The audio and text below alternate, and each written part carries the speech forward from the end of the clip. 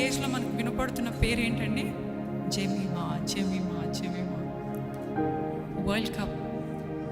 తను ఇంటర్వ్యూ చేసినప్పుడు తను ఫస్ట్ గెలిచిన వెంటనే చెప్పిన మాట ఏంటంటే, నాకు శక్తి క్షీణించిపోయింది, నేను మొత్తం ట్రైన్ అవుట్ అయిపోయాను, నా వల్ల కాదు అని అనుకున్నాను. She quoted Exodus 14 verse. ఏంటంటే, యెహోవా నీ పక్షంన యుద్ధము చేయును, నీ ఊరికే నిలబడు. యెహోవా నా పక్షంలో యుద్ధం చేస్తాడు.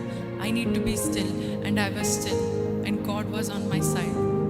దేవుడే నన్ను నడిపించాడు, దేవుడే నాకు శక్తినిచ్చాడు. అవునా కాదండి? తన జయంలో, తన విక్టరీలో ఎవరిని ఎక్కువ తెలుసుకున్నారు? ఏ పేరుని ఎక్కువ విన్నారు? దేవుని పేరు.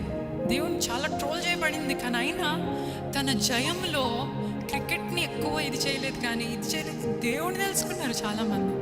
మనం చేసే ప్రతి ఒక్క కార్యంలో, ప్రతి ఒక్క క్రియలో దేవుణ్ణి మహిమపరిచే రీతిగా ఉన్నామా మనం? ఎందుకంటే you might really drain out.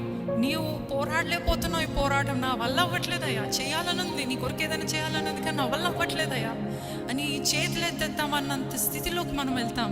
కానీ దేవుడు అన్నాడు, నువ్వేం చేయక్కర్లే, just believe that I'm God and be still. నీ కొరకు నేను పోరాడతాను,